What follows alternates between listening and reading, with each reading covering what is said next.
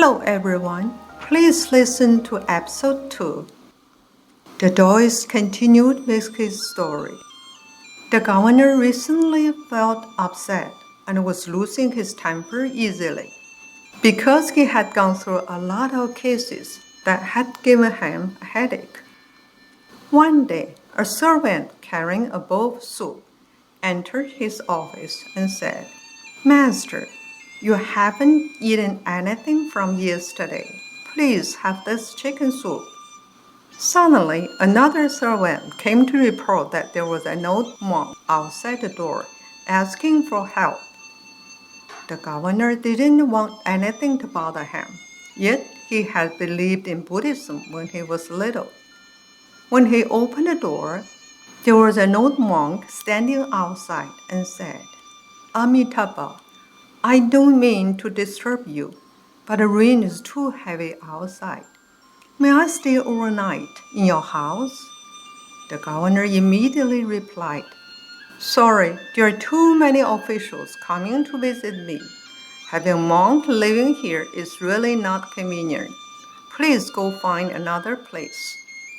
While refusing and trying to shut the door, he was stopped by the monk, who said, "I haven't had any food for the whole day.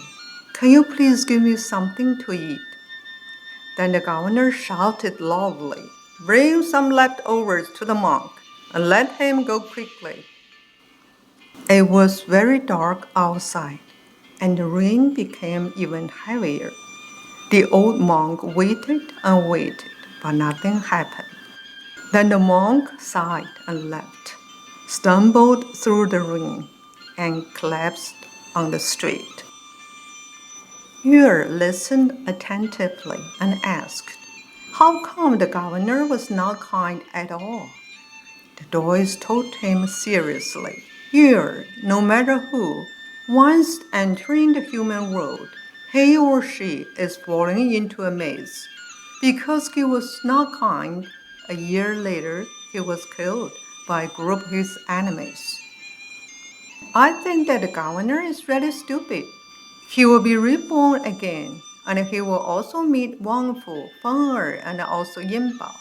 Also the old monk is really troublesome. I'm really worried about how he will cope with those relationships," Yue said.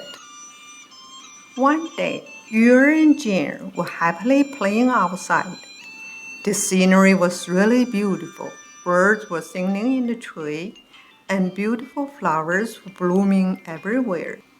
Suddenly, Yue found a small fruit and gave it to Jin, saying, "Brother, try to taste it.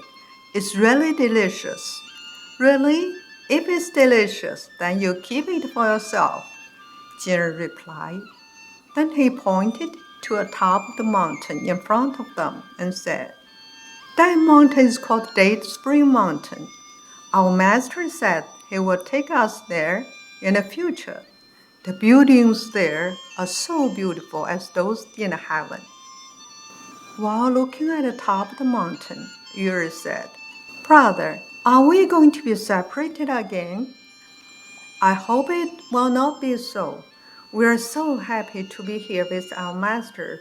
I hope our life will forever last like this," Jin said.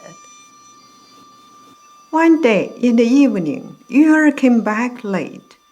When she was just about passing the window, she heard a conversation between Master and Jin. "What? Tomorrow? Am I leaving so soon?" Jin asked in a surprised tone. Yue stopped immediately and listened carefully. The Master said, "The Creator of the universe will come to the human world to deliver the fast soon. This is an incredible opportunity one cannot easily meet. Only by accumulating enough virtue and cleaning away all karma, one is qualified to obtain the far. So you must go to the human world again to go through additional difficulties and bring to an end all predestined relationships. Very soon your sister will also go. I will watch both of you all the way.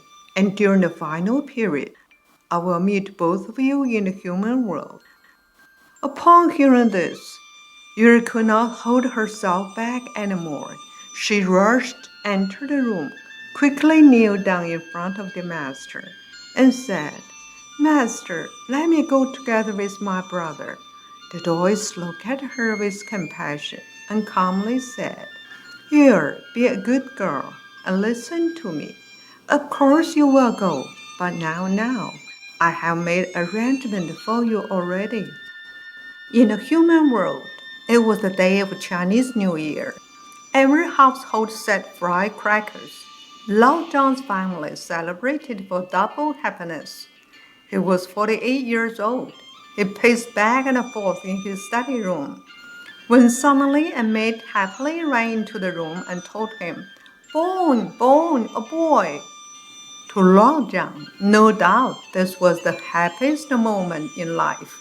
Not long after, the nanny took the newborn baby out to show him. She said, "Look at him. He's so handsome and looks just like you." Lao Zhang laughed loudly and said, "I never thought that I could have a son at such an old age. I think this is the God's will. Let's name him Tian Yi, means God's will." The whole family was in bliss. Please continue with the next episode.